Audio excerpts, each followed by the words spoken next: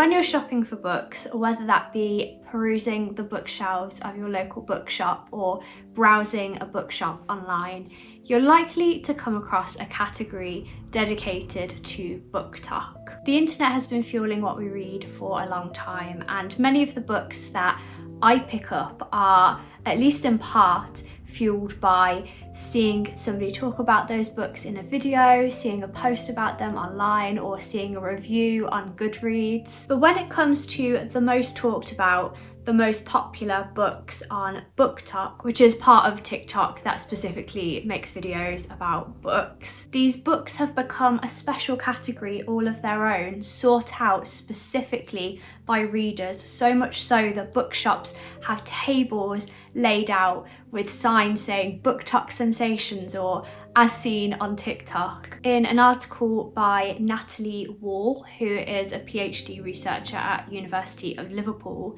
she says, times are changing. The most popular books of BookTok, such as romance, fantasy, and the hybrid genre, romantasy, are being picked up more and more by publishers and displayed more prominently in bookshops. Now, this isn't a category that I would normally seek out. I wouldn't normally go to a bookshop specifically looking for a book that is marketed as a BookTok sensation. However, there are books that I have read that fit into this category that I personally have really loved. The most recent of these is Divine Rivals by Rebecca Yarros, which has become really popular online at the moment, and I gave this book a 5 stars. I absolutely loved it. It fits within the very typical BookTok genre of romantasy. Other books that pop up all the time in this sort of subgenre or category of BookTok books are actually books that came out a long time ago,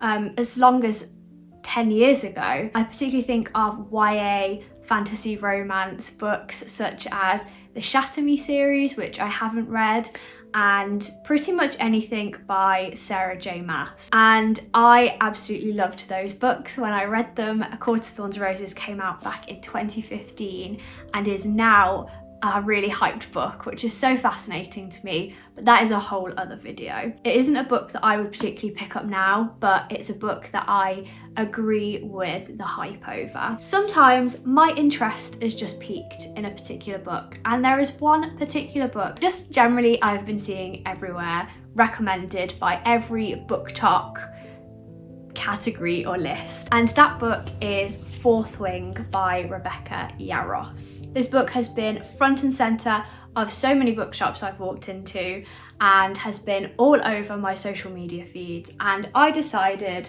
that I wanted to give this book a go. My interest was piqued and I wanted to see if this book was really worth the hype, and also consider what makes a book such as this so popular according to BookTok. So I've read this book and I'm going to be sharing all of my thoughts with you in this video. But before we get started, this video is very kindly sponsored by none other than Ana Luisa. Ana Luisa is a sustainable jewellery brand that believes that high quality jewellery should not cost the planet. Their jewellery is affordable but really high quality, with every piece being strength and humidity tested so that any piece can become your everyday staple piece of jewellery. Some of my favourite pieces of jewellery that I wear every single day are from Ana Luisa, and they have become my staples. These hoop earrings, for example, go with everything, and I've pretty much worn them all the time over the last few months that I've had them. This necklace is a little bit newer, but again, I wear it almost every day, just as I do this bracelet. I've had pieces from them for a year or even more, and they still look as good as the day that I got them. They kindly sent me 2 new pieces of jewellery to share with you for this video. The first are the Sarah hoops, and secondly the Jessie hoops, both of which are small hoop earrings that are perfect for any outfit or occasion, but they're just a little bit more unique than your simple hoops. If you would like to pick up yourself one of these staple everyday pieces of jewellery, do check out the link in my description and use the code readerinareverie20 for 20% off your order.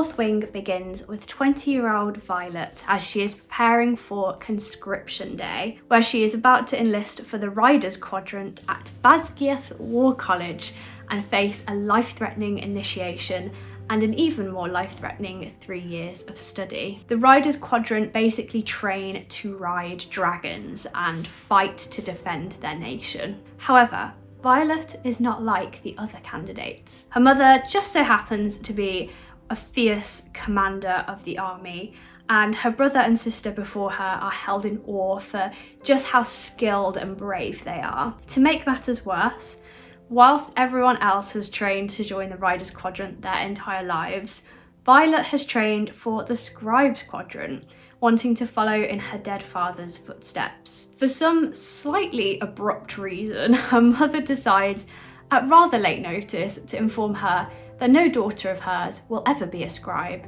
and she will join the Riders, even if it kills her. Why she didn't tell her this with enough time to prepare is not very clear. Violet very quickly seems to adapt, and despite being given plenty of opportunities by her best friend and second-year rider to leave the Riders Quadrant and join the Scribes, something she's apparently dreamt of her whole life, she has a very quick and sudden change of heart, and now she wants to prove to herself that she can be a rider. Perhaps it's the dangerous but attractive Xaden who seems to be out to kill her, but he has gold-flecked onyx eyes, which is only mentioned about every other page, so we know he's going to be the love interest.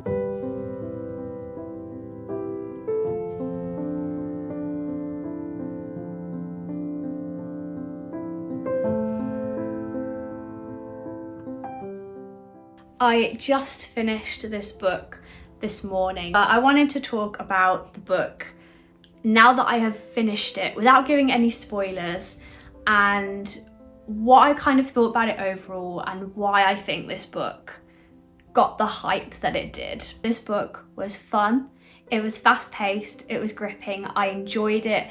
I flew through the 500 pages, honestly, and this is small font in a big hardcover book, and I read through this so fast. And I think this is point number one about what makes a book so popular with BookTok and just generally online, is that it's got to be gripping. You don't really get slow books, slow-paced stories become that popular on this platform. It tends to be the books that are fast and really pacey that get the limelight, and I think that that is definitely one of the things that was really going for this book, is that it was addictive, and it enabled me to kind of ignore the little details that were grating on me, because overall I was enjoying the reading experience. And I think perhaps the reading experience is part of what makes a book really popular on BookTok. In the article that I referenced at the beginning of this video, the researcher who wrote the article made a really interesting comment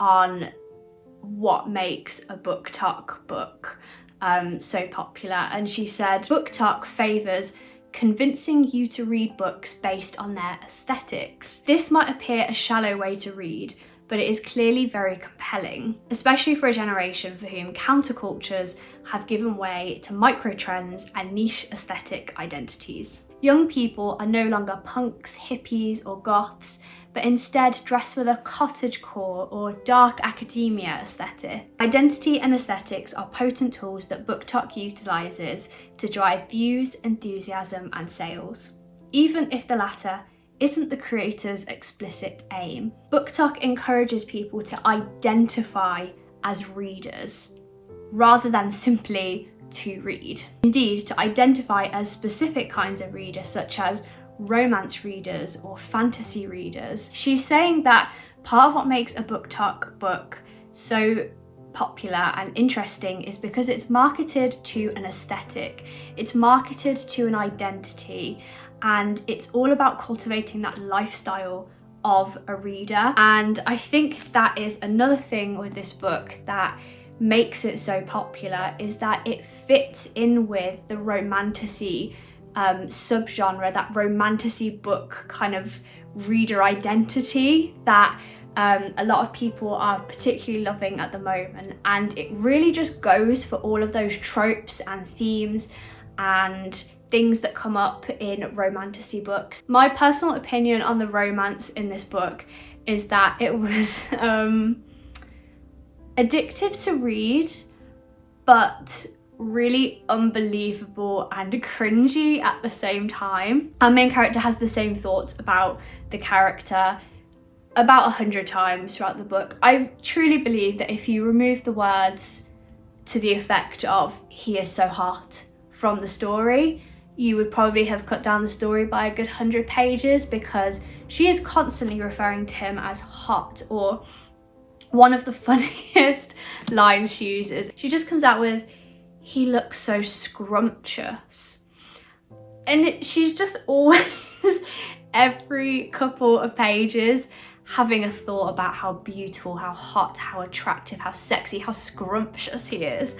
And it just really grated on me. I feel like this guy could have literally murdered somebody in cold blood and she would have been thinking how beautiful he was whilst doing it. I would also say that this falls onto the more spicy end of the romance spectrum when it comes to books, and I personally don't usually pick up books, romance books in particular, that are like that. I much prefer the romanticizing of longing glances across a room and the brushing of hands as characters walk past each other, and the more closed door romance, as it's termed, where the things happen behind closed doors and you get the romantic part of the romance and not the stuff that happens behind the closed doors.